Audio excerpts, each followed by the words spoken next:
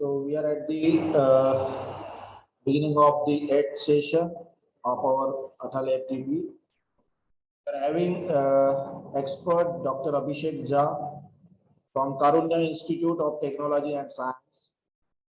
It is his second session. In this session, sir will explain the kinematic modeling of the robot using MATLAB. So,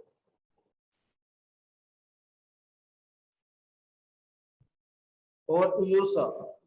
Thank you, sir. Am I audible, sir, properly? Yeah, you are audible, sir. Thank you. And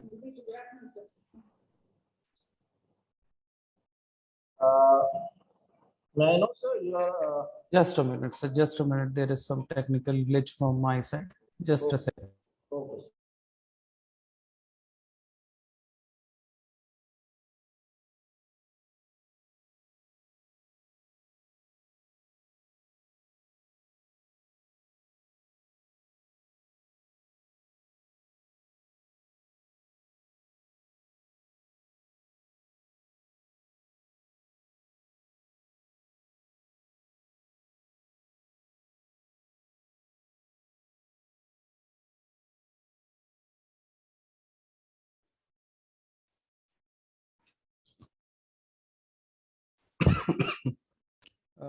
Sanjay, sir, am I audible?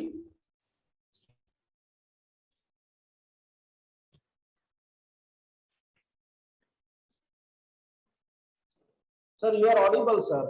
Okay. Thank you, sir.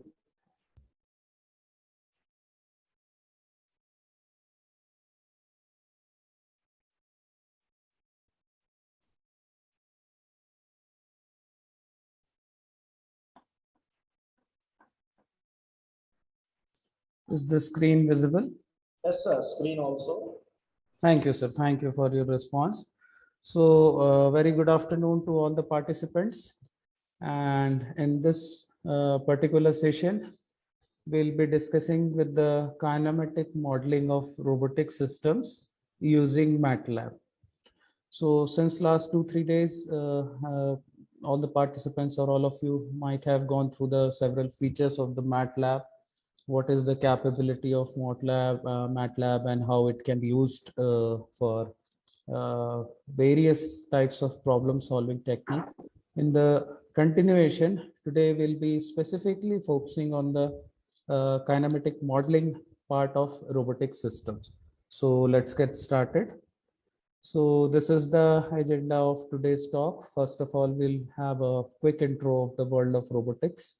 Then we'll brush up a few things about the kinematics, then kinematic modeling of robots. And finally, we'll see the implementation part, how the kinematic modeling can be done within the MATLAB environment for different kind of robotic systems. So to start with, as we all know that robots are now become an integral part of the system.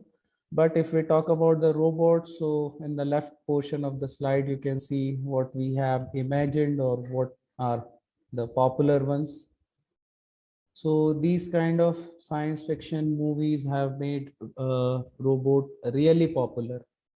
But in the right part, we can see that these are the actual robotic systems which we have in our industry or which we have in our day-to-day life. So these are the two kind of robotic systems what we see in fiction movies and what we see in the reality. Although there is no direct correlation exists between these two, but trust me, whether you go for real robots or whether you go for some sort of animated robots, kinematic modeling is necessary in either of the case, in both of the case. So as per the formal definition given by the Robotics Institute of America, robot is specifically a reprogrammable multifunctional manipulator. So there are two keywords in this particular definition given by Robotics Institute of America. First one is the reprogrammability and multifunctionality. So for reprogrammability and multifunctionality, robots needs to be programmed frequently. So one need frequent programming of the robots in order to achieve multifunctionality. So whenever there is a change in certain programming, again, we need to refer to the kinematic portion and we have to make certain changes. There is another definition of robot, that it is an intelligent system that interacts with the physical environment through sensors and effectors. So this particular definition is making the system more complex, because now we have the four different directions or four different areas where we have to think of. So first one is the robot body itself. Then there comes the sensors, there comes the effectors, and there comes the environment. So ultimately, whenever we model a robot, whether in simulation or in actually, if we are going to program the robot for a specific task, all these four factors, the robot body, the robot model, then sensors, then end effectors, and what is the environment, these kind of things we need to consider for robot modeling. So if we generally classify the robots, so broadly or in a very general manner, it can be classified into two categories. First one is the industrial robot and non-industrial or field and service robot. So either type of robot, whether it is industrial or non-industrial, that requires a comprehensive or complex computation. So irrespective of the type of robots, whether it is industrial or non-industrial, analysis of the robots involve complex computation. So whether you are trying to develop a serial chain manipulator or you are trying to develop a complex mobile robotic system, the complex calculation or the mathematical models are necessary for both kind of robots. So primary analysis, if we talk about in robotics, if we talk about the primary analysis, then primary analysis is the kinematics itself. Okay, so in this particular part, the robot structure or the robot body, to analyze the robot structure, to analyze the robot behavior, we need to model, or we need to build a kinematic model of the robots. So basically, once the kinematic model is ready, then it becomes the basis for dynamic analysis. So as we all know that robots are nothing but the rigid body systems, and these rigid body motion have to be modeled in the 3D or very cluttered complex space. So therefore the dynamic analysis becomes necessary, and this kinematic modeling forms the basis for dynamic modeling. And once the dynamic modeling is ready, dynamic model of the robot is tested, or it is ready, then we can first go for simulation and then for the control system design of the system.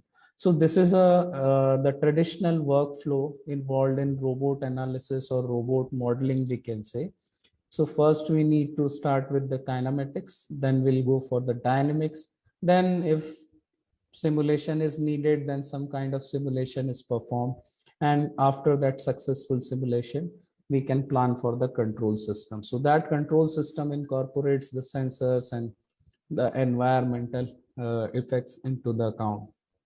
So if we start with the kinematics, so basically there are two broad areas for kinematics.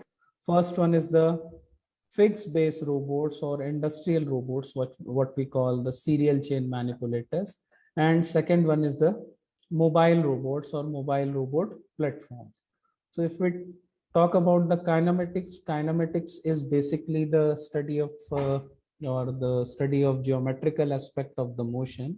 But in terms of the terminology, if we specifically refer to the terminology of serial chain manipulator and a mobile robot, there is slight difference between the terminology. So in case of serial manipulators, if we talk about the forward kinematics, so forward kinematics is nothing but the mapping from joint space to the task space. So in forward kinematics problem, the joint angles will be given to us and our task will be to compute the end effector position and orientation of the robot. Similarly, in inverse kinematic modeling, the mapping is done from task space to joint space configuration.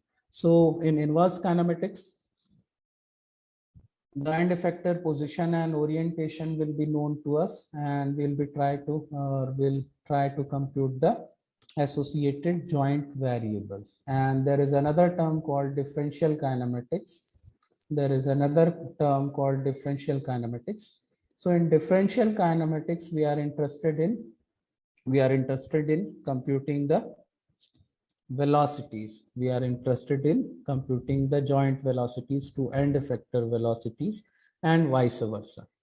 But if we talk about the mobile robot platform, there exists forward kinematics and inverse kinematics, but the interpretation but the model or for the meaning is a little bit different.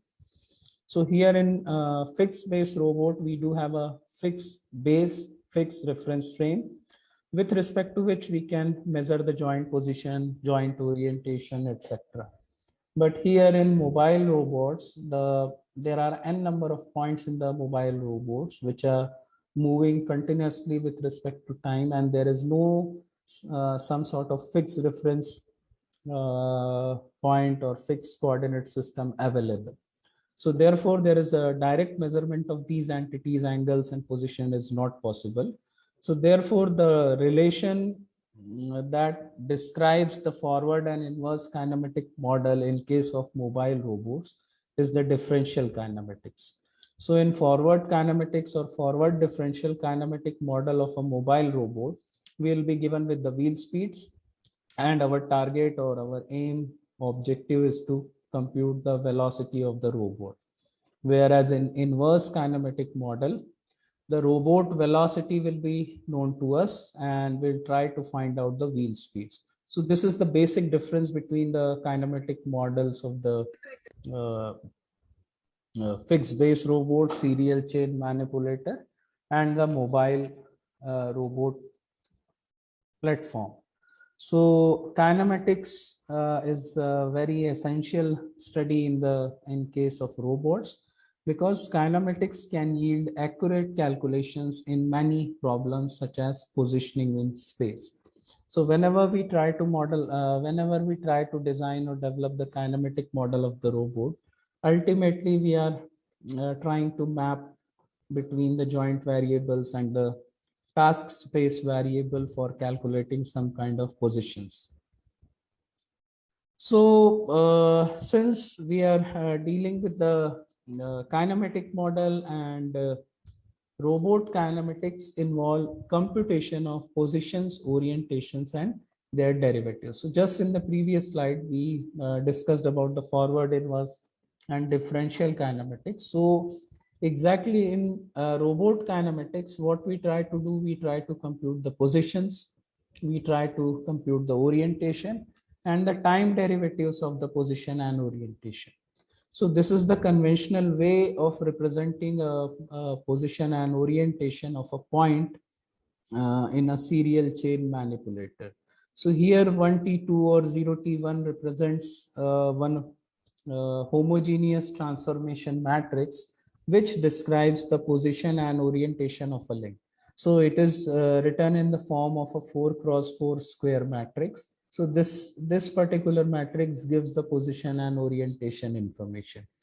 Whereas in the right part of the slide, you can see the x dot, y dot, and z dot, which is representing some sort of derivative, the partial derivative of the joint variable.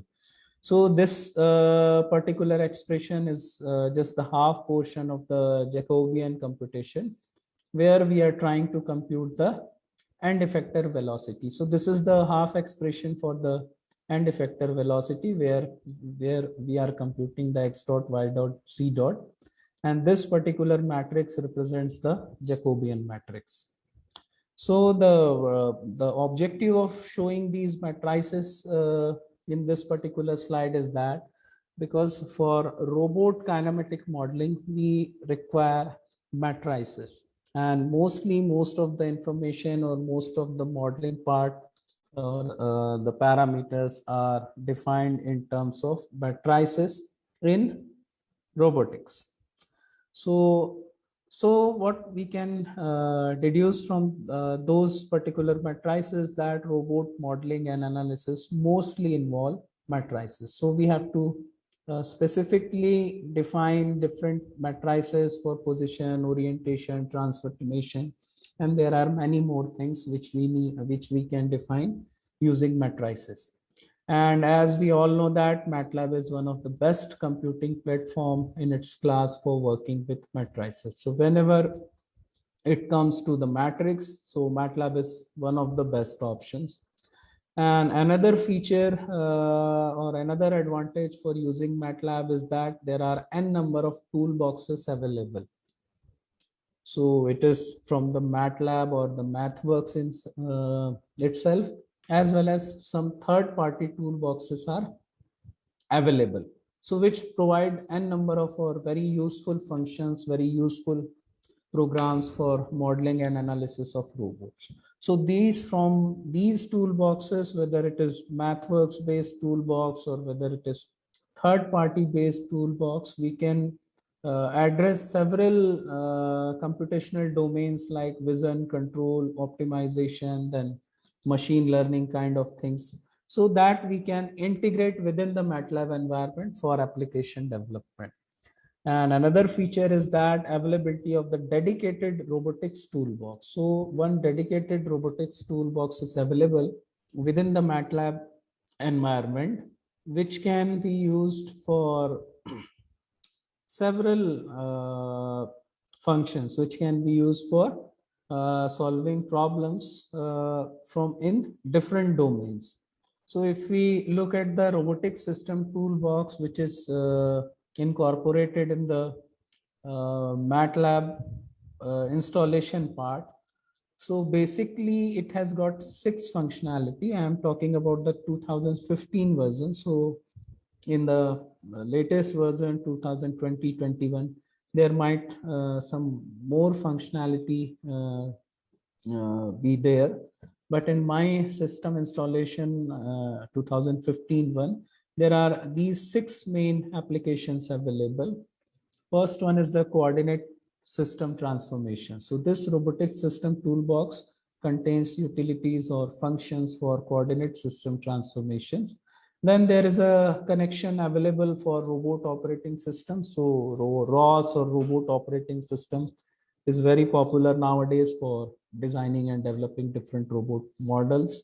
So we can integrate that ROS environment or with the MATLAB for data flow. Then there is data exploration and analysis. So since we are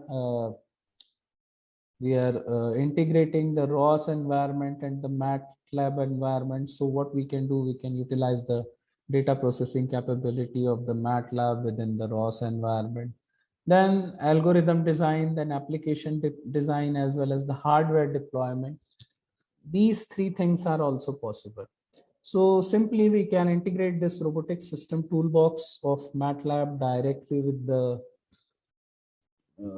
robot operating system or ROS and any of the simulator like Gazebo or VRAP, so that we can design, develop and plan some sort of new robots or some sort of new robotic application. So this is one big advantage of the MATLAB for working in the robotics domain. So here I would like to talk about little about this coordinate system transformation, because for kinematic modeling, this coordinate system transformation is frequently required. So if we talk about, so this robotic system toolbox provides algorithms and hardware connectivity, which I already discussed in this particular slide. So I would like to talk about this coordinate system transformation first. So this coordinate system transformation is a collection of n number of functions in the MATLAB environment. So for working in the robots or working in the field of robotics, we frequently require to represent the position and orientation of the robot, of the end effector, of the mobile robot or any other thing. And there is a wide variety available, or n number of methods or representations are available in the robotics domain to represent that position and orientation. So particularly if we talk about the orientation portion, then there are Euler angles, which can be used to represent the rotation. There are quaternions, there are roll pitch yaw representation, there is standard rotation matrix available. So all these entities represent the same concept, that is called the orientation. And while developing certain application, it is sometimes required to frequently change between the modes of representation. Sometimes you may want to convert the Euler angles into quaternions or roll pitch yaw or vice versa. So that kind of transformation or frequent change of form is required while analyzing the robot model. So that's why this robotic system toolbox comes with the 25 functions for representing this angle conversion. So here in the first row, we can see that this particular function is capable of converting axis angle rotation into quaternion, then axis angle rotation to rotation matrix, then Euler angle to rotation matrix. So there are 25 functions available in the robotic system toolbox of MATLAB. So these functions are indispensable for tool for robot kinematics. We frequently require these kind of conversions, and these are invariably used for algorithm and application development in MATLAB environment. So whenever or whatever type of application or whatever type of analysis you are performing, these functions will be very useful for the application development.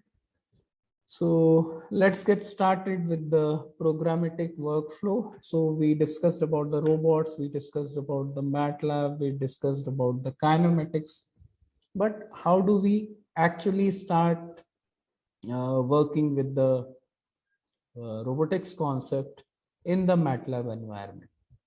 So in order to begin, or in order to start with the modeling of robots, we need to outline the preliminary mathematical concepts first. So this is the first thing what we require, that we should be thorough, or we should be clear with the preliminary mathematical concepts of robotics, as some of the terminology and mathematical meanings are different from the general mathematical concepts. Because some of the terminologies or some of the meanings are different in the robotics domain and different in the mathematical domain.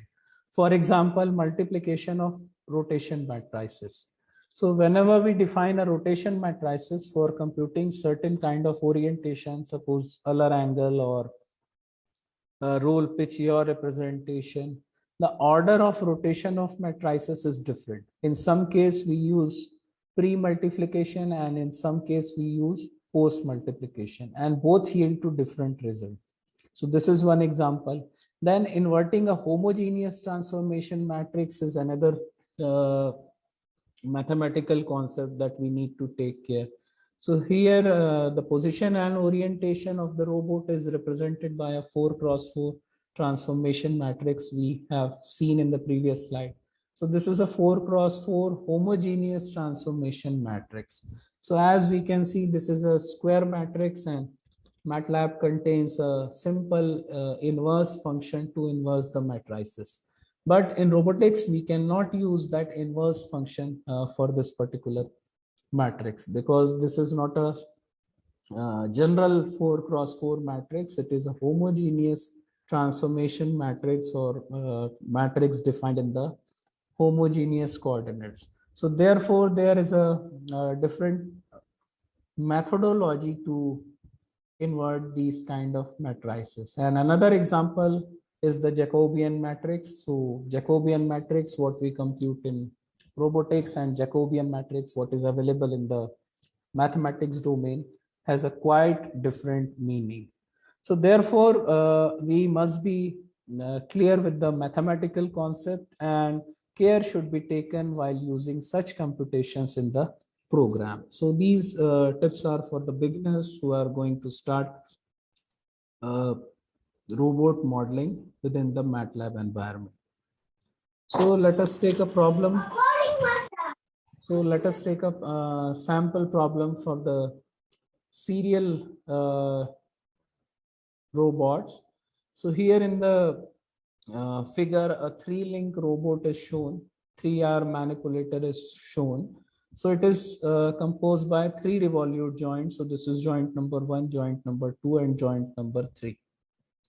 And the different parameters are given, link length and angles are shown in the figure. So in industrial robotics or in serial chain manipulator robotics, in serial chain manipulators, Denevitt-Hartenberg representation or Denevitt-Hartenberg parameters are the common representation of these serial chains. So here we can see that there is a DH table given for this particular robot, which specifies this 4 coordinates or 4 parameters. First one is the link length, then link twist angle, then joint offset and joint variable. So this is the representation, or this is the notation, generally accepted notation for serial chain manipulators. So we usually represent the specification of serial chain manipulator or serial robots with the DH parameters. So this is the DH parameter table given for this 3R robot. So this we will utilize to develop its kinematic model. So this is the Denevitt-Hartenberg parameters for this 3R robot. So using that Denevitt-Hartenberg parameter, there is a standard method of writing the position and orientation of each link. So in this 3R robot, there are 3 links, and here the position and orientation information is represented with respect to the previous frame. So for link 1, the position and orientation will be defined with respect to this particular joint. For link 2, the position and orientation of link 2 will be defined with respect to this joint. And for link 3, this is the tip. The position and orientation of this particular point will be defined with respect to this third joint. So these are the transformation matrices representing the position and orientation of the individual links with respect to the previous joints. So 0T1 is the matrix describing position and orientation of endpoint of link 1 with respect to this particular joint, and so on 1T2 and 2T3. So those are the representation of position and orientation of the link 2 and link 3. So all these transformation matrices can be defined from this Denevitt-Hartenberg parameter table. So this DH table is responsible or is used to describe these 3 homogeneous transformation matrices. And once we have defined these homogeneous transformation matrices, the forward kinematic equation or forward kinematic model of the robot is just a matter of multiplication. So here what we did in forward kinematic modeling, we are representing the endpoint of the link with respect to the previous joint. So here is the endpoint of the robot manipulator, which is defined with respect to the previous joint.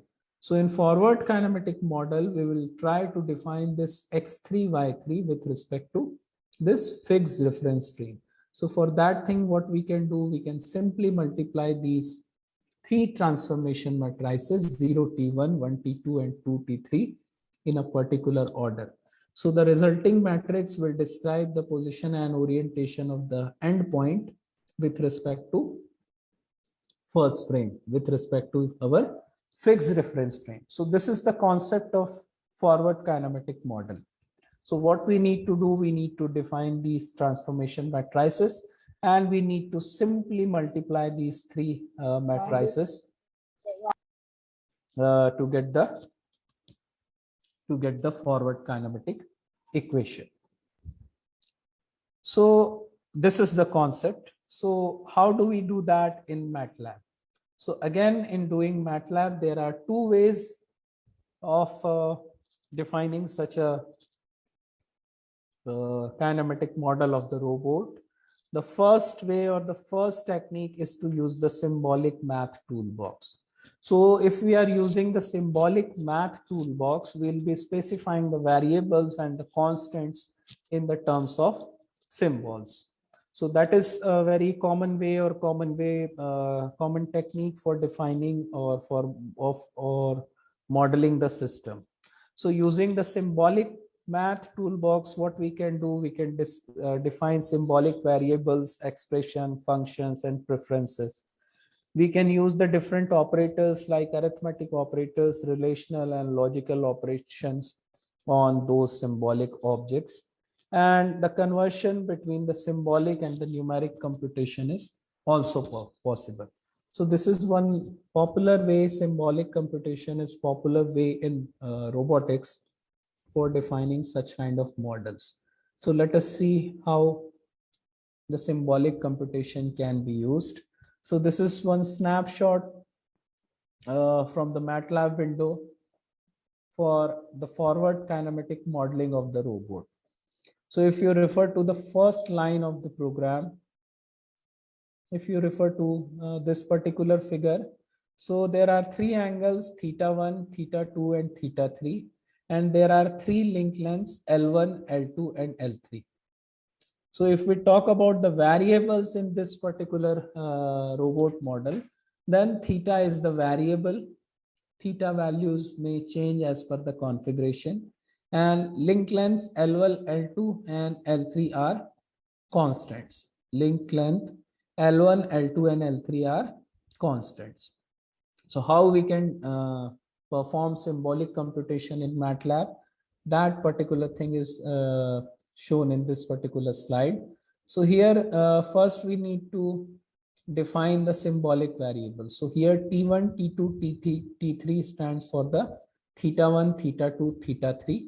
So you can simply declare the symbolic variable using the prefix sims.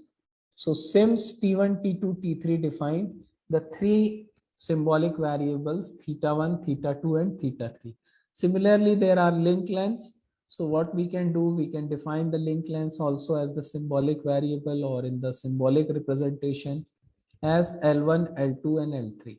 So once we declare that these two variables are symbolic in nature, then we can directly define the transformation matrices. So this is the transformation matrix 0T1, 1T2, 2T3 we are defining. So this is very straightforward. We have the expression with us, cos theta 1 minus sin theta 1 annual cos theta 1, then sin theta 1 cos theta 1 0 L1 sin theta 1. So in that fashion, we directly define. So this is the first row. See, cos theta 1 minus sin theta 1 0 L1 cos theta 1. Then this is second row, sin theta 1 cos theta 1 L1 sin theta 1. So likewise, the three transformation matrices T01, T12, and 2T23 corresponding to three links 0T1, 1T2, and 2T3 are defined. So this is very straightforward. There is not serious logic involved in this particular thing. We just declare the three transformation matrices. Okay, only thing is that we have defined theta 1, theta 2, theta 3, and L1, L2, L3 as a symbolic variable. Then forward kinematic equation is given by the multiplication of these three matrices. So here the forward kinematic equation, which represents the relation between link number 0 or reference frame 0 and reference frame 3. So T03 is represented as T01, T12, and T23. Simply multiplication of these three matrices. And if we talk about the outcome, so once we multiply these three matrices, T01, T12, and T23, their end product will be again a 4 cross 4 matrix. Their end product will be a 4 cross 4 matrix. So first 9 cross 9 element will represent the orientation of the end effector, and last column will represent the position of the end effector. So initially we are interested in the position. So how can we extract the position information? Simply x from the T03 we can extract the x coordinate as 1 4 first row fourth column, then y value second row fourth column, and z value third row fourth column. Similarly, the orientation is given by the first 9 elements. So let us switch to MATLAB and see how this particular program behaves. So this is the same program which I just shown in the slide. Is it visible? MATLAB slide is visible. MATLAB window is visible. Participants, please give some response. Yes, sir. It's visible. Okay, thank you. So this is the program for symbolic computation of the forward kinematic model. So this is the initial usual segment. So this is the part what we discussed. So SIMS T1, T2, T3, which stands for theta 1, theta 2, theta 3. And this is SIMS L1, L2, L3, so which was used for the link length parameter. So simply if we run the first portion of the program, so this will generate the symbolic variables what we just defined in the program. Then if we go for the transformation matrices part, the second part, so transformation matrices have been generated. Then what do I mean by symbolic computation? Let us see that. So we just defined those symbolic transformation matrices. So this is T01. So as we can see that there are no values involved. Theta T1 we have defined as the theta 1. So this transformation matrix is generated within in a symbolic form. So like what we see in our textbooks, or like how we solve our problems in a pen and paper approach, in a similar manner you will get the representation. So this is the first transformation matrix, then this is the second one, T1, 2, and this is the third one. So what we get over here is the symbolic representation. Let us run the next segment of the code. So in this segment, what was defined, now we need to check the forward kinematic model. So this particular expression T03, this particular operation, multiplication of T01, T12, and T23 will yield the forward kinematic model. So that is stored in T03. So if I enter T03, I get a huge symbolic expression. I get a huge symbolic expression for the forward kinematic model. So simply if we go for the position information, then position information is defined as the X. Position information is defined as the X. So simply if I click X, if I put X, so this is the expression for X coordinate of the end effector. Then similarly, I can yield Y also. So this is the Y coordinate of the end effector. And we are getting the form, we are getting the output in the symbolic form. So one thing what we can do over here, we can simplify these representation. One more thing, R represents the orientation of the end effector. So in R, we are extracting the first 3 rows and first 3 columns of this T03 forward kinematic matrix. So simply we can check for R also. So R defines the orientation. So this is 3 cross 3 matrix. As you can see in symbolic form, it is quite complicated. Okay, not fully visible on the screen due to the long statement. So what we can do, we can simplify the parameters. So likewise, we have just seen the x coordinate. So x coordinate is having this long expression. So there is functionality available in the MATLAB toolbox to simplify the trigonometric identities. So for that, I'm using the simplify function of the symbolic toolbox. So it will simplify the thing. So now what we can see, this x has been represented in the form of certain trigonometric identities. So we got cos theta 1 plus theta 2 plus theta 3. We got cos theta 1 plus theta 2 expression. So this has drastically simplified our expression.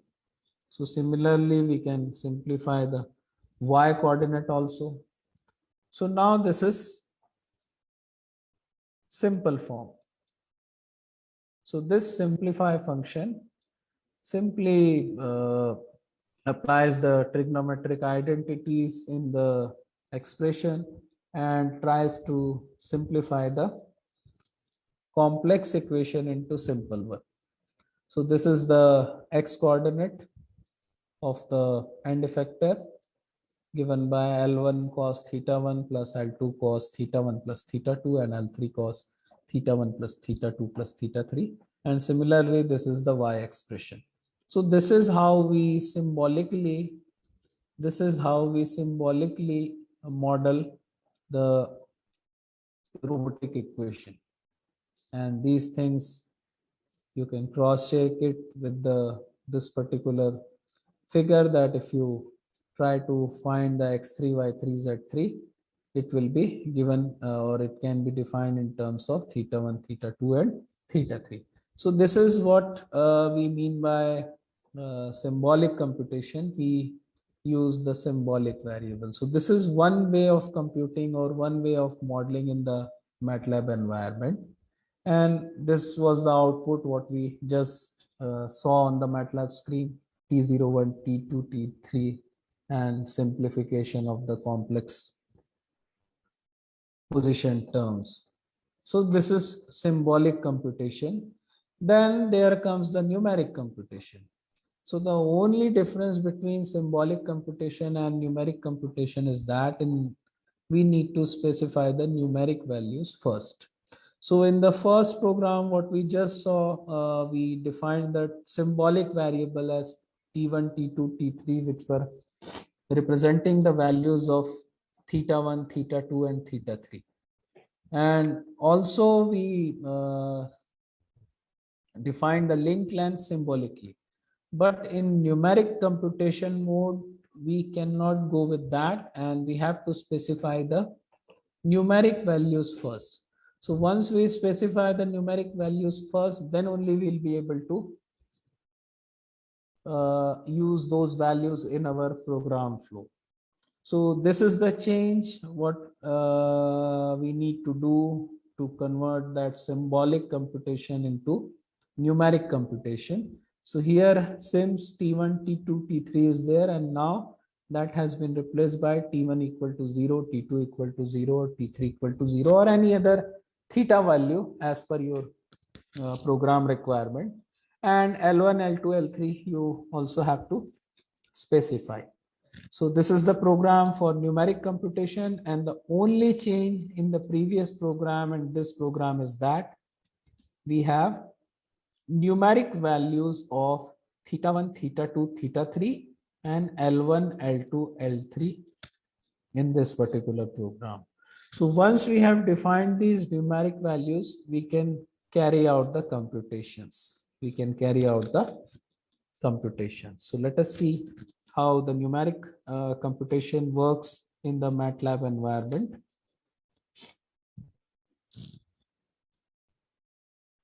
So this is the program for that. So first we need to declare the theta 1, theta 2 and the theta 3 values, and L1, L2, and L3 values. Okay, rest of the part is same. We have defined the three transformation matrices T01, T12, and T23. And T03, which is the forward kinematic equation, has been obtained by multiplying these three matrices. So if I simply run the program, so what I get, first we need to check the first transformation matrix, that is T12, sorry, T01. So this is the T01, our first transformation matrix, what we defined here in terms of sine and cos. Then comes my T12 for link 2. So this is the matrix, and finally T23. So these are the three transformation matrices which we defined. These are the three transformation matrices which we defined. Then T03 was our forward kinematic equation or forward kinematic model. So T03 is given by this particular expression. Okay, so this 3 appears as the position variable 0, 0. So for this particular configuration, there is this robot arm lies on the x-axis. Okay, y and z coordinates are 0, and these 9 elements, first 9 elements, are representing the orientation.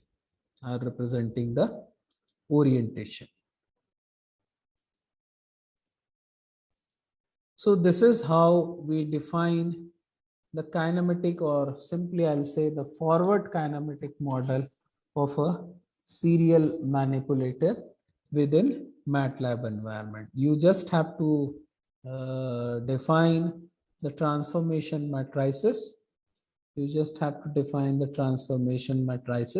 And once you are ready with this transformation matrices, you can simply obtain the forward kinematic model for the robot by multiplying those three matrices.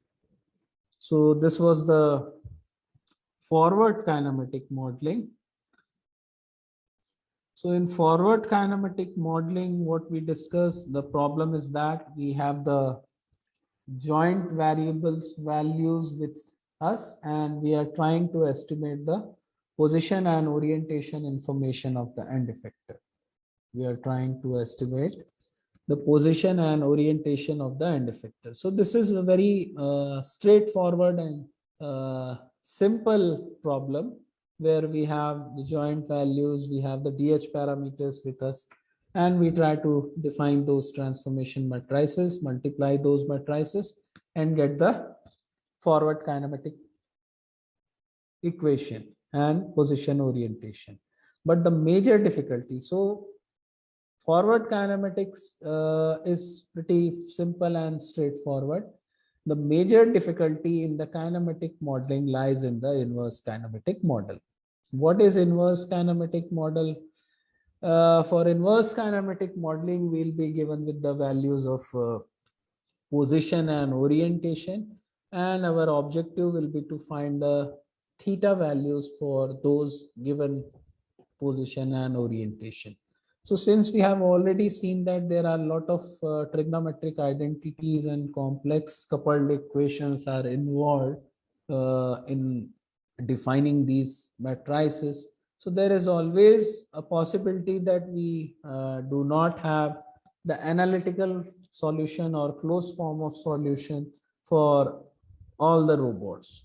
So if due to complexity of equations, the analytical solution is not available, then we need to switch for the numerical methods or numerical computation based iterative methods for getting the inverse kinematic solution. So one of the reasons is the coupled nature of the equations. Analytical solution for only a limited kind of structure or limited standard structure exist. The numerical solution or analytical solution is restricted to only for a limited class of robots. For rest of the robots or for rest of the structures, what we have to do, we have to go for the numerical method based solution. And this is one open area in robotics where numerous research, where numerous efforts are being made to incorporate machine vision, to incorporate machine learning, artificial intelligence. That means this is a very broad field, open field, where one can contribute significantly. So let us see how we can develop an algorithm using some machine learning technique within MATLAB environment for obtaining the inverse kinematic solution. So in the next example, I'll be slightly discussing about the machine learning part as well as the inverse kinematics part. Okay, how we can integrate that particular these two things within the MATLAB environment to solve for the inverse kinematics. So this is the problem what we are considering over here. So this is a two-link manipulator, and we are interested in the inverse kinematic portion. So we'll be try to fetch out the joint variables theta1 and theta2 for the given position, that is x2, y2 of the end effector. So this is the problem in hand inverse of inverse kinematics. So for developing algorithm for inverse kinematic modeling of that 2R robot or 2 degree of freedom robot, will be using the ANFIS based inverse kinematic analysis. So ANFIS stands for the Adaptive Neuro Fuzzy Inference System. So it is nothing but the combination of neural network as well as the fuzzy logic. So using neural network and fuzzy logic, which are two very popular soft computing techniques and widely used for optimization and for many more learning applications where some sort of learning is involved. So we'll try to utilize these two interfaces called neurofuzzy inference system to learn the inverse kinematic solution of that 2 degree of freedom or 2R manipulator. So if we talk about the ANFIS, it is a hybrid neurofuzzy technique. So hybrid means it adopts certain features of neural network, it adopts certain features of fuzzy logic. So it's a hybrid technique that brings learning capabilities of neural network to fuzzy inference system. So using this particular hybrid technique, what we can do, we can get the IK solution. So what is the concept in this particular solution? Using the fuzzy logic, we can construct a fuzzy inference system that deduces the inverse kinematics if the forward kinematics of the problem is known. So what we'll do, we'll try to generate the forward kinematic model first. We'll try to generate the forward kinematic model first. And using that forward kinematic relationship, we try to get the inverse kinematic. We try to learn the inverse kinematic portion of the problem. So this is the concept what we are using. So just refer to this particular problem statement. So this is a two-link manipulator, again shown in the figure. Theta1 stands for the first angle, the angle between the link 1 and the horizontal, and theta2 stands for the angle between the first link and the second link. And for constructing or for defining an algorithm, we have to be little specific. So we need to define the joint ranges first. So for theta1, we are approximating the solution range to 0 to pi by 2. And for theta2, we are describing the joint limit or joint range as 0 to pi. So these are the two restrictions. 0 to pi by 2 is the limitation for theta1, and 0 to pi is the limitation for theta2, which we will implement in our program. So what is the concept? For every combination of theta1 and theta2, there exists certain x and y value. So if we try to chalk out, or if we try to specify all the possible combinations of theta 1 and theta 2, then it is possible to estimate the x and y values. Then it is possible to guess or to judge the theta values for the given x and y coordinates of the system. So this is the concept what we'll be exploring in this particular example. So to start with, first we need to generate the data. So this was the problem statement what we just saw. Here we have link lengths L1, L2 and theta 1, theta 2. To start with the MATLAB programming, first we need to generate certain data. Data means combination of all the possible combinations of x and y position of the end effector for these theta values within this prescribed range or within this specified range. So first, let us define the length of the first length of the first link, that is 10 units or 10 meter. Then L2 defines the length of the second link, which is 7 units. Then we are specifying the joint limitations. We are specifying the joint limitations. So here theta 1 is ranging from 0 to pi by 2. So that we simply declare theta 1 is equal to 0, colon 0.1, colon 0.2. So 0 is the starting point and this pi by 2 is the end point. And this 0.1 stands for the step size. So we are varying theta 1 from 0 to pi by 2 in the step size of 0.1 radian. We are varying theta 1 from 0 to pi by 2 in the step size of 0.1 radian. Similarly, theta 2 we have also specified 0 to 0.1 and pi. So here the upper limit is quite high. Again, the theta 2 will start from 0 and end at pi degrees, pi radians, and will be using the step size of 0.1. So once we define the theta 1 and theta 2, what we are doing, we are generating a mesh grid. So mesh grid is nothing but a matrix which stores all the values of theta 1 and theta 2 in a particular sequence. So this particular matrix will keep all values of theta 1 for all values of theta 2. So there will be a big mesh grid of these theta values, what we just defined. Then comes the expression for x and y coordinates, that is the forward kinematic model of the robot.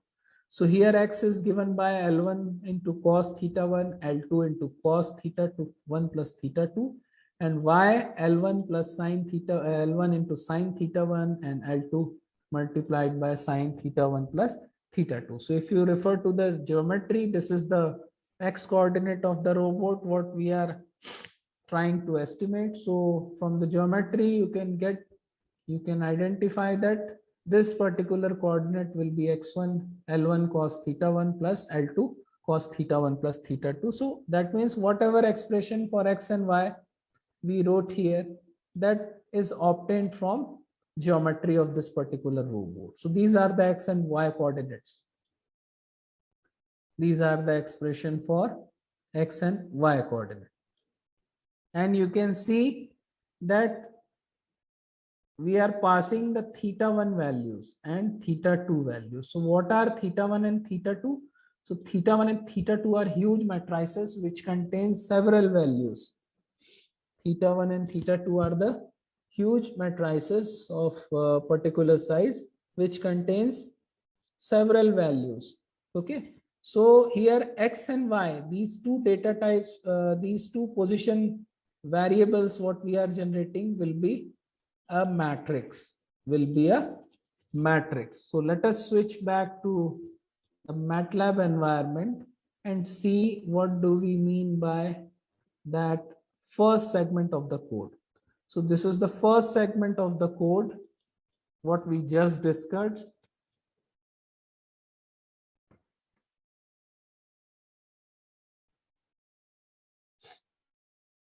This is the first segment of the code where we specified L1, L2, then theta 1, theta 2, defined the range of all possible theta values. Then we generated a mesh grid or a certain representation of those generated theta values. And then we computed X and Y. So these are the coordinates of end effector, what we obtained from the forward kinematic model. So let us run this particular segment of the code and see what we get. So I'm running this first segment of the code. Okay, so that segment has been executed. So first let us check the theta 1 values. So theta 1 we took from 0 to pi by 2 in step size of 0.1. So it has got 16 values. So theta 1. So this is the theta 1 value, 0 to 1.5, that is nothing but the pi by 2. Okay, in a step size of 0.1. In a step size of 0.1. Then if we look at the theta 2 value, so theta 2 was having range 0 to pi in a step size of 0.1 value, 0.1 radian. So this has got 32 values. This has got 32 values. So simply if you refer to this particular expression where we are defining mesh grid, then theta 1 and theta 2 are the two variables that defines the value of theta 1, theta 2 in a mesh grid. So let us refer to the theta 1. So if you simply refer to this particular value of theta 1, so in one coordinate we have 36 values, in theta 1 we have 16 values, and in case of theta 2 we got 32 values. So this is theta 1 is a 32 cross 16 size matrix, and similarly theta 2 also is a 32 by 16 cross matrix which contains all the values of theta 1 and theta 2. So this is the part where we generated the mesh grid. Then finally we computed with those theta values the X and Y values. So if we look at the X value, so what is X? X is simply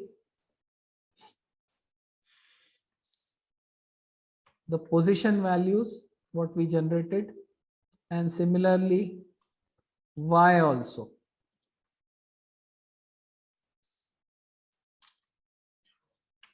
Similarly you can check for Y. So this is the matrix which is generated for the forward kinematic equation. So these are the points, position coordinates generated for the given theta values, for the given theta values. So these are the position coordinates generated for the given theta values. One more thing that you have to observe over here, that we generated X, we generated Y, we generated theta 1 and theta 2. Now how we are arranging that data in a new matrix, that is pretty important in case of this particular ANFIS. Okay, so please refer to this particular line. Please refer to this particular statement.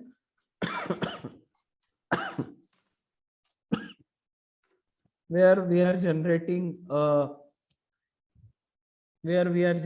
a matrix called data 1, where we are generating a matrix called data 1, and in that data 1 we are storing the values of first X all, this colon stands for all values, Y all, and theta 1 all.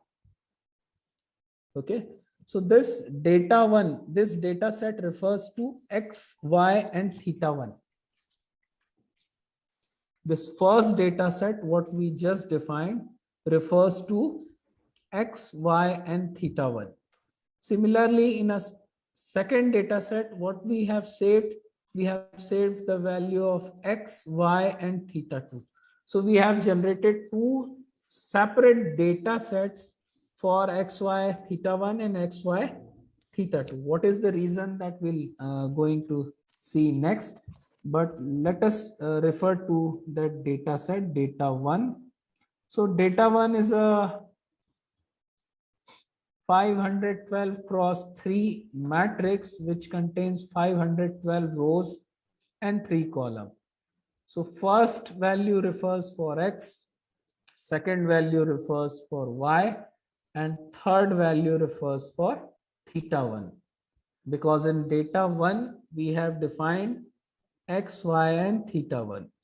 So similarly, if you refer to data 2, we got X, Y, and theta 2. So again, that is a 512 cross 3 matrix, 512 cross 3 matrix, which is containing the values of X, Y, and theta 2.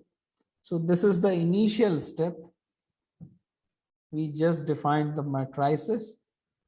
We just defined the joint limitations, and we have formed two data sets. So this is the initial step of this problem. Then next comes to the plot of the generated data. So we have generated a data set. So what we can do, we can plot that particular data set.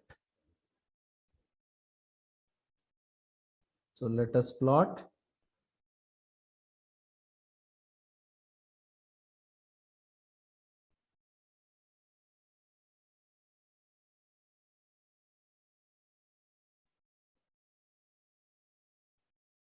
So this is the plot generated. This is the plot generated. So in this particular plot, you can see that there are two coordinates X and Y. And what does it represent? It simply represents the end effector position and orientation. So these are the points what we just generated. These are the points what we just generated. Okay, so that plotting is having a simple logic, plot X and Y.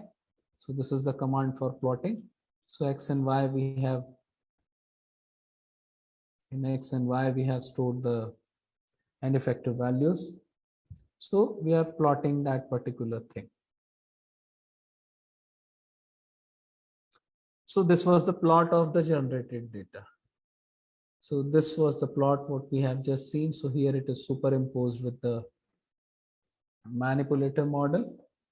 So these are the training data points generated.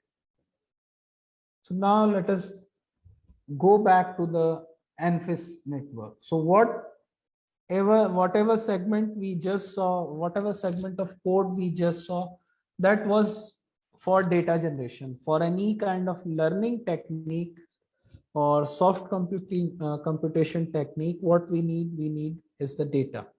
So first we need to generate the data, then we'll utilize that data to extract or to retrieve certain useful information from that data.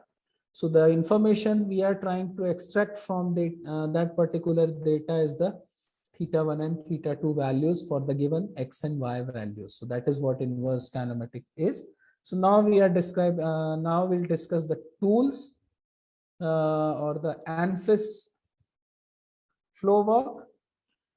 So if you refer to the problem, so there are two theta values involved, theta 1 and theta 2. It's a 2 degree of freedom manipulator. So what we can do, so one approach to building ANFIS solution for this problem is to build two ANFIS networks. So we'll separately define two ANFIS networks, one to predict theta 1 and other to predict theta 2. We'll be using two separate equation or two separate ANFIS networks. We'll train two separate ANFIS networks to get the values of theta 1 and theta 2. So in order for the ANFIS network to be able to predict the angles, they have to be trained with some sample input output data. So we have just generated the sample input output data.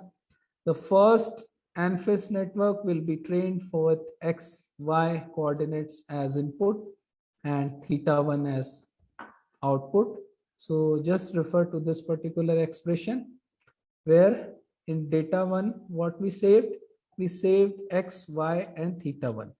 So if you use data 1, the ANFIS network will try to develop certain correlation between X, Y, and theta 1. Similarly, if you train this data 2, that ANFIS network will try to develop correlation between X, Y, and theta 2. So in this mode, we'll use two separate networks. So first ANFIS network will be trained with X, Y, and theta 1. And the first data set will be used. And the second ANFIS network will be used for X, Y, and theta 2. Will be used for X, Y, and theta 2. Will be trained for X, Y, and theta 2. So we need to define two ANFIS networks. So problem is that how can we define that particular network? So in MATLAB, there is a direct function available to construct ANFIS network. So ANFIS basically stands for Adaptive Neuro Fuzzy Inference System, and which is a combination of fuzzy logic and neural network, which we already discussed. So there is a function available, ANFIS. So we can directly call that function. We can directly call that function in the MATLAB environment and pass the data. We'll directly call this function and pass the data to it for training. So let us see how we can do that. So this is the training of ANFIS network. So first of all, there is a message fprintf start training first ANFIS network. It may take 1 minute depending upon your system. So this is just to remind you or remind the user that this training requires certain time. So it is not like that we give an input and immediately it will give output. So if we are training the data, so definitely it will take certain time depending upon the system configuration. If the system configuration is good, it will take less time, and if the system configuration is average, it may take certain more time. So what is that calling function? So this is the simple message what we want to print on the screen. So there is no such thing to worry about this particular expression. We can skip this too. But this is the function calling for training. So here we are defining a function ANFIS1. Okay, we have called the function ANFIS. And what we are passing the data 1.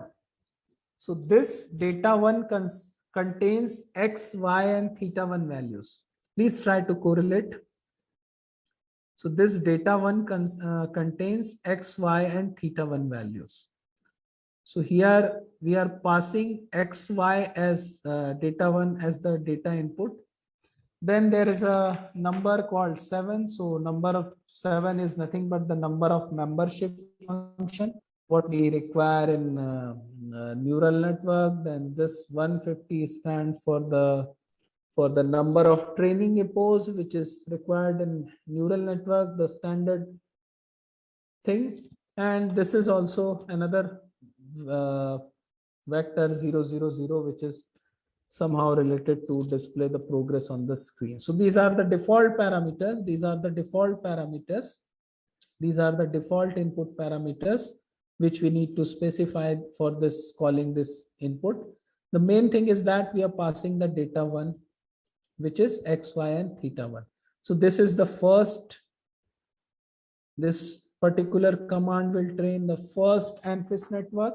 And similarly for second data. For second data, what we have X, Y, and theta 2. We have a data set of X, Y, and theta 2. So that data set will be used in the second ANFIS network.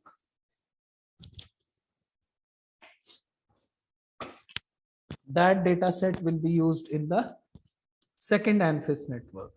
So in this second ANFIS network, we are passing the data to, and again, those parameters have some specific values. So this is the calling of function ANFIS. So let us switch back to MATLAB command and see how this particular thing works. So we are here, we are trying to train the ANFIS system.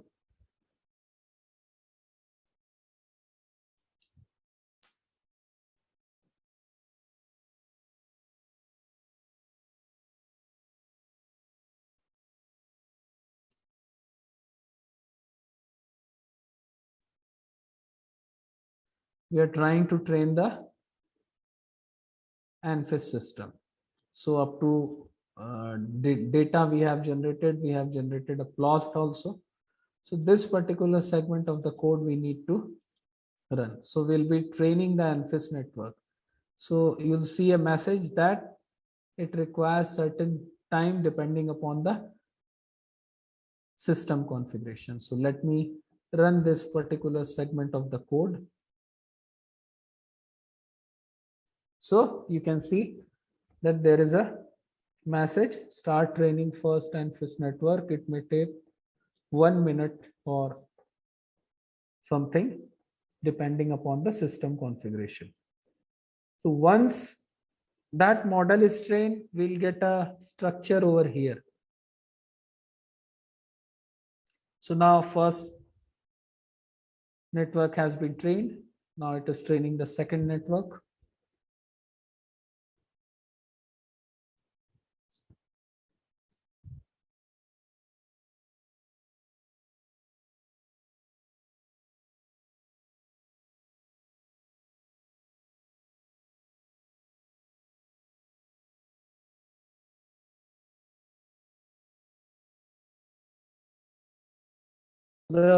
So the training has been completed.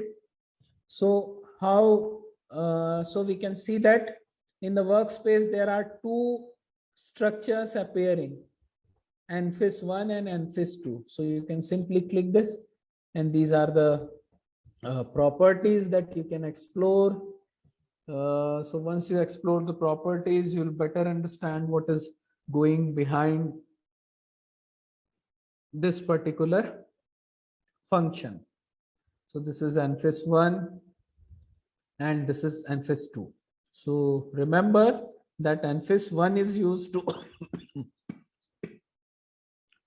ANFIS 1 is used to train the X, Y, and theta 1, and ANFIS 2 is used to train the X, Y, and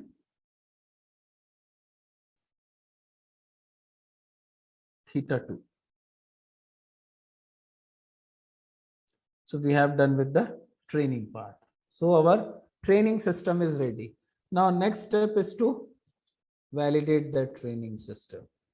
Okay, so whatever data we generated using that forward kinematic equation, we use that data to train that network. So now that trained network is supposed to provide us output for the unknown values. So we trained the system for two things. That means XY values were the input. Please refer to this data 1. So in data 1, X and Y were the input and theta 1 was the output. And in data 2, X and Y were the two input parameters and theta 2 was the output parameter. And in that particular fashion, we trained this ANFIS network. So this ANFIS 1 is expected to return the theta 1 values for any given values of X and Y. And this ANFIS 2, the second ANFIS network, is expected to output theta 2 value for given X and Y values. So these are the two networks. But whatever data we generated from forward kinematics, we used that particular data to train that network. Now our next step is to validate this generated network. So validations mean we need to check whether the output of the system, what is being generated by that ANFIS network, is correct or not. So to check to cross check that accuracy of the learning, what we can do, we can use the analytical solution, since it's a 2 degree of freedom robot model. So analytical solution is available. So what we can do, we can define the analytical solution of that robot model. We can give certain sample inputs to that particular model, and we can cross check the same sample inputs with our ANFIS model, whether it is giving us the same values or not. So in that fashion, we will validate our ANFIS network. So how that validation part can be implemented? So first, let us generate some random X and Y values. So these are the some random X and Y values. X0 to 2, Y8 to 10. Okay, in a step size of 0.1. So these are the some random values generated for this robot within the workspace only. Okay, so these are the some random values of X and Y generated. Then again, what we are doing, we are defining a mesh grid to store those random X and Y values. And then we are computing the inverse kinematic solution. So this is C2S2 is nothing but the cos theta 2, which we can compute from this particular equation using principles of geometry. We need to compute the theta 2 and theta 2, one expression for theta 2 and theta 1. So this is how we have computed the theta 2D. So theta 2D is nothing but the tan inverse or A tan 2 of S2 by C2. So this is the expression for C2 in terms of geometric parameters, and similarly theta 1D. So this is also we obtained from the analytical model. So this is the theta 1D and theta 2D are the solution or the joint variables that can be obtained from the analytical expression of the model. So we can simply pass these X and Y values to these theta 1D and theta 2D values and compute the values. So simply we can pass these XY values, what we have randomly taken or sample data taken for validation, and compute theta 1D deduced and theta 2D deduced. So these are the deduced values from analytical inverse kinematic. And now we will pass the same values what we just generated in the validation step to our ANFIS system to get the predicted values of theta 1 and theta 2. So here we are using the evalFIS function. So evalFIS function is used for the evaluation of ANFIS network. So simply we are passing the value XY, the XY values to ANFIS 1 for getting the theta 1 and to ANFIS 2 for getting the theta 2. So only thing is that we have used the evalFIS function. In the previous case, we used the ANFIS function. And in this case, we are using evalFIS. So yeah, evalFIS stands for the evaluation of ANFIS. Okay, so this is the part of code what we are trying to generate, execute. So here we need to validate this particular thing. So simply I'll run this particular segment of the code. So this particular segment generated the theta 1D, theta 2D, that is the deduced values from analytical inverse kinematic, and it generated theta1p and theta2p, the predicted values from the ANFIS network. So once we are done with that thing, so here you can see that we got theta2d. So these are the deduced values, or these are the obtained values from analytical IK. And if you look at the theta2p, so this is the predicted value from ANFIS network. So now we need to cross check it, how much close these values are. So what we'll do, we'll compute the difference. So first theta1 difference we'll compute, will subtract the predicted values from the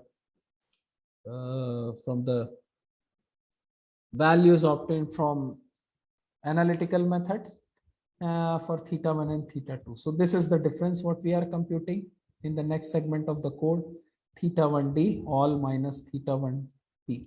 So theta1 values what we obtained from analytical expression, we are subtracting the predicted values for theta1 and theta2, and we are plotting the result. So here is the plot. What we are plotting? We are plotting the difference. So this is the last segment of the code.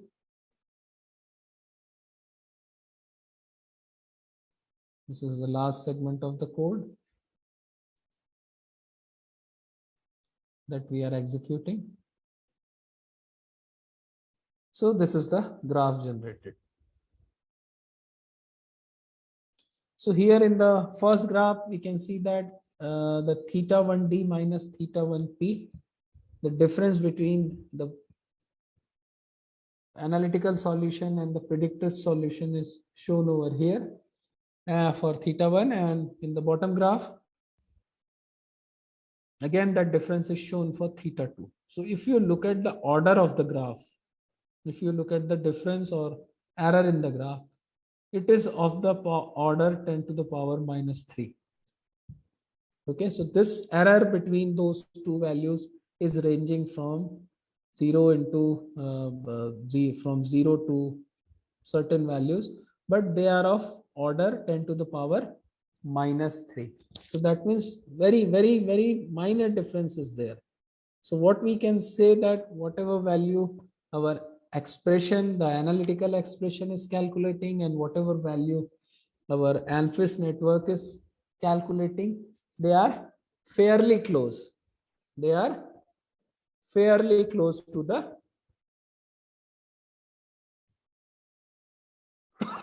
exact solution. They are fairly close to the exact solution.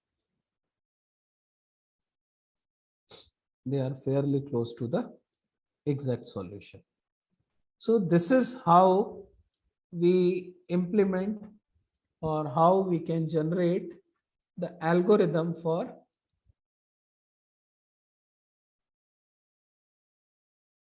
inverse kinematic modeling. So if you refer it carefully, you'll observe there are only few things that we need to define, and rest of the part is taken care by the MATLAB itself. So there are functions available. What we wanted, we just have to define the ranges of values, then expression for values, and the major part where learning is involved, where evaluation is involved, that part is taken care by the MATLAB function itself. Okay, so this was one example for inverse kinematics. So we have done with the forward kinematics, we have done with the inverse kinematics. So let us move to another portion of the robotics, or robotics within MATLAB, MATLAB toolbox. So the first toolbox what I discussed in the beginning was the robotic modeling toolbox available within the MATLAB environment. Now, this second toolbox, what I am talking about, is a third-party toolbox developed by Professor Peter Koch. So, Professor Peter Koch is a distinguished professor in an Australian university, and he has developed a wonderful toolbox for using in the MATLAB environment for robotics and allied applications. So although there are n number of toolboxes available in the internet, but most of them are restricted to a particular application or particular robot. But this toolbox developed by Professor Peter Koch is a general purpose robotic toolbox, which can be used for variety of functions. So this can be downloaded directly from the internet, and many versions of this toolbox are available. It is freely available. It can be downloaded and can be installed with few clicks within the MATLAB environment. And it has got numerous functionalities. So this is just a representation. This is just a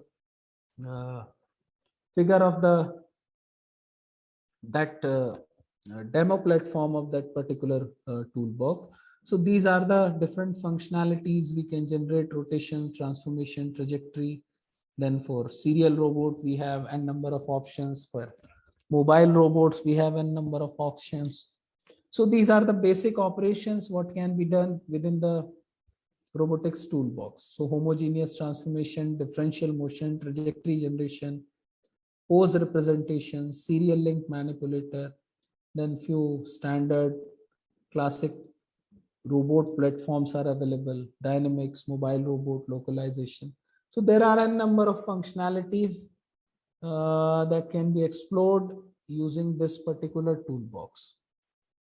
Okay, so we'll just see a simple problem of building robot kinematic model using that MATLAB toolbox. So you might remember that towards the starting of this particular lecture, we formed a kinematic model for this particular 3R robotic arm, and at that time we had only this DH parameter with us. So the same information can be used to construct a robot model directly, where you need not to define any matrices, where you need not to define any transformation for forward kinematic model. So this is the representation. Just have a look. What we need only the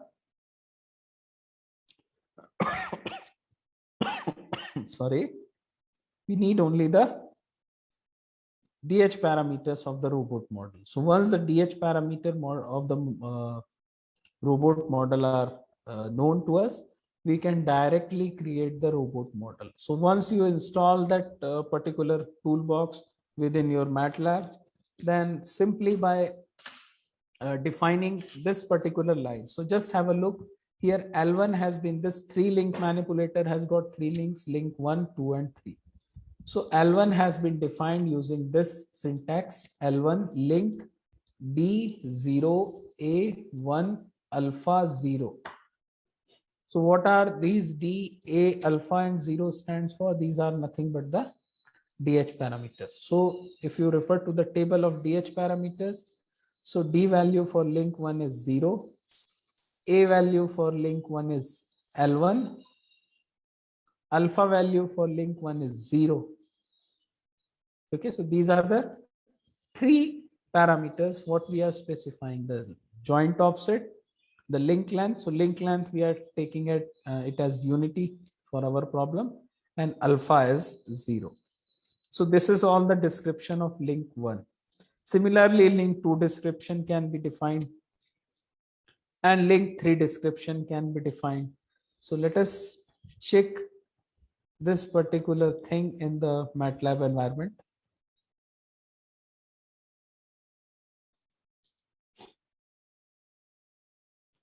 So we'll create the robot link wise. So this is the first link we are trying to create, L1. This link is a specific function of robotics toolbox. D0, A1 and alpha 0, these are the DH parameters. So simply if you enter, it will generate a revolute joint. Okay, so output is revolute standard, theta is q, D0, A1, alpha 0, offset 0. So these are the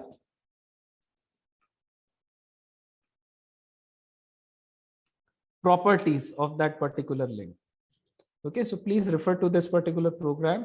So first we specified the link 1 specification, then we specified link 2 specification, just using this DH parameter only, nothing else we have defined. And finally, we defined the link 3 specification. So these are the 3 specifications of link 1, link 2, link 3 in terms of the DH parameter. So all the 3 links are generated. Then what we are defining a robot model as serial link, because it is a serial link manipulator. So these 3 links, what we just generated, we need to attach those 3 links serially. So therefore, we'll use the command serial link and we'll specify L1, L2, L3. These are the 3 our links. And then we can specify the name of the manipulator. So let us switch back to MATLAB mode. So this is the first segment of the code. This is the first segment of the code where we are trying to define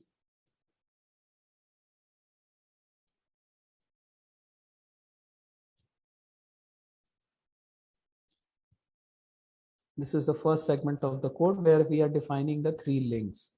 So let us run this segment. So 3 links you can see L1, L2, L3 have been generated in the workspace. Now in second segment, what we are doing, we are assembling those links in the form of a manipulator. So I have given the name as 3R manipulator to that particular robot. So let us run that. So now my robot is ready. I have assembled those 3 links. So what we can do with that? So simply type the robot, that is the name of, I think name was, robot. So simply type this robot. So first thing you'll get is the DH parameter table. First thing you'll get is the DH parameter table for that model robot. Then we need not to define the transformation matrices. Simply by defining the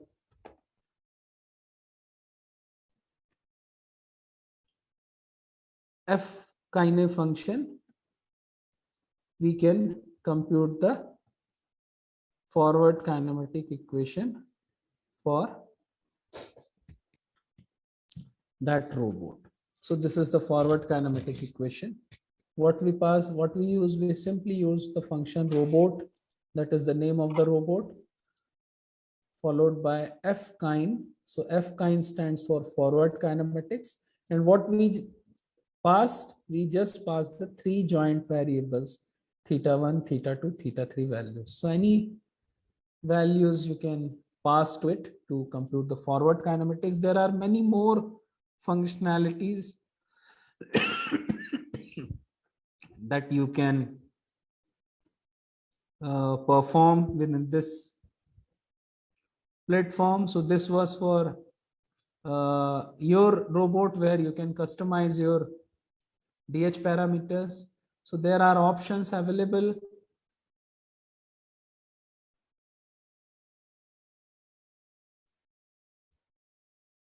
There are options available for some standard robots. So like Puma 560 is a very well-known industrial robot. So its analysis is also there. So simply you can load that library using MDL Puma 560. So look at this, all the parameters for Puma 560 have been loaded in the workspace. Then if you click P560, what you can get the DH parameters and the model information. Simply you can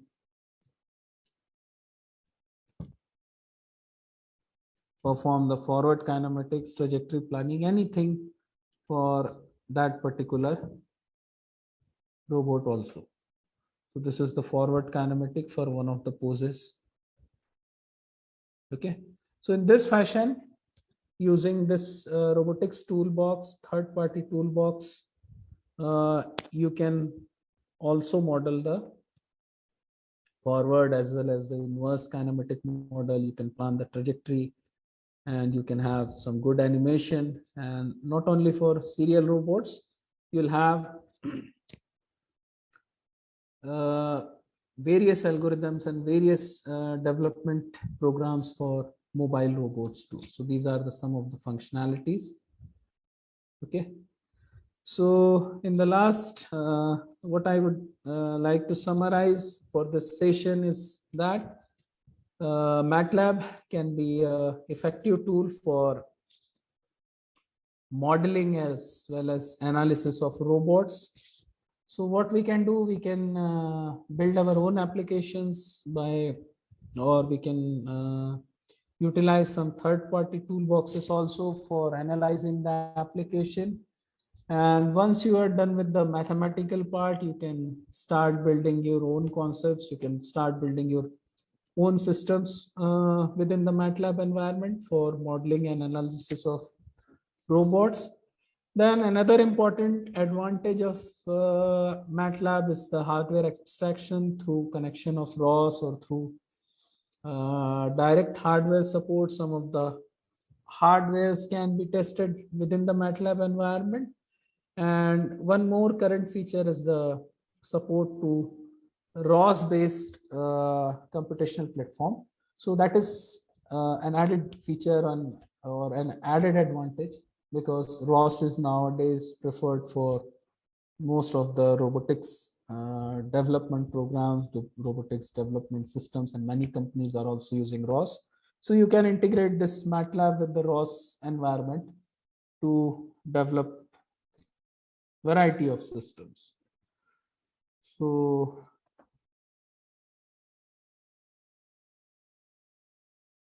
thank you guys. Thank you participants. And now the session is open for discussion if someone. Dear participants, if you have queries, question regarding to the expert talk, you can unmute yourself, you can ask, or you can write your queries in chat box also. Sir, good afternoon. Good afternoon. Sir, I have completed my MTech for excavator, JCB link mechanism. Okay. And that can be correspond to this 3-link mechanism. And can we modelize that part of the boom, bucket, and arm, that Yes. is 3-link mechanism, and we can we export that in the MATLAB environment? Yes, That is the yes, question. yes, that is quite possible. Whatever excavator model you have developed, so you might be, you might have used some sort of 3D modeling software for Yes, developing that model. For that, I have used Inventor. Okay. Inventor. And in Inventor. So what you need to do, if you have followed the proper steps, that means if you have defined the proper connections and joints and assembly modes in the Inventor or in any other 3D modeling software. So then what you can do, you can import that model tree or IGS file within the Simscape, within the Simscape. So there is a proper, Simscape. So that is used for physical modeling. But make sure that whatever connections you have defined, or whatever sort of connections or actuators you have defined in your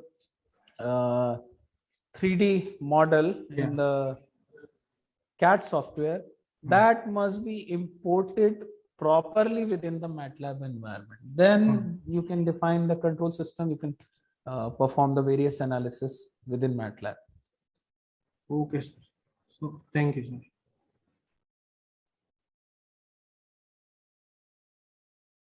The session is open for queries.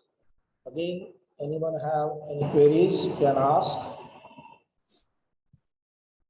You can see our experts email ID as well as their mobile number is displayed on the screen. You can directly contact to the sir. So I hope queries are over for the session. Hello, sir. Yeah. Sir, any topic related to NN modeling in my using MATLAB? NN modeling means? Artificial neural network. So the example we covered is a part of neural network, no? NFIS. So what you want to do with neural network? That is the first question. Yes, sir. Combustion data is there already. We done the experiment use combustion IC engine by Okay. using bioethanols, biofuels. I will done. That will going to. I have the multiple input like. No, I'm want only asking about the data. If you have data, what you want to do with that data? You want to predict, you want to perform regression, you want to perform. That means that's what why, you sir, want I to do with don't- that data. So I have the data. What can I do further? I want suggestion from you, sir. So if you have data, then you might be knowing that what kind of data you generated or what sort of experiment you perform. Then you want to process that data. Okay. Okay. So I'm not aware of your data or experiment data, but what you can do, you can perform several kind of fitting analysis to develop Yes. certain correlation between the data. You might be having different observation for some sort of experiment, like you said, for IC engine or something. So if there are certain parameters which can be correlated, so that kind of analysis you can perform using curve fitting toolbox or using neural network or any other soft computing techniques. Okay, sir. Any difference is there curve fitting and NN? Curve fitting is a process and neural network is a tool, is a method. Okay, sir. Thank you, sir. Thank you.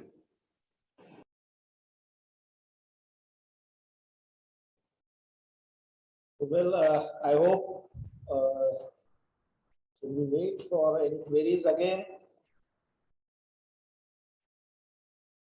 Sir, we are very grateful to you that you Thank you, have sir. shared your valuable time with us, our Department of Mechanical Engineering and our Institute, Rumta College of Engineering and Technology, Bhilai. Very thankful to you, sir. You have enlightened us your thorough knowledge in MATLAB, in robotics, as well as some mechanical modeling. This will really help us along with our participants. I think they are, after completion of this FDP, they will have great knowledge. Your share will be a great share there in their knowledge, sir. Thank you, sir. Thank you for your kind words, Sanjay sir. And again, at this point, I would like to thank you as the coordinator and all the participants for their patient listening. I would also like to thank the Rumta College of Engineering and Technology for organizing this event and for asking me to be a part of this particular program. Once again, thank you very much, Sanjay sir, and thanks to your entire team for this organization. Thank you, sir.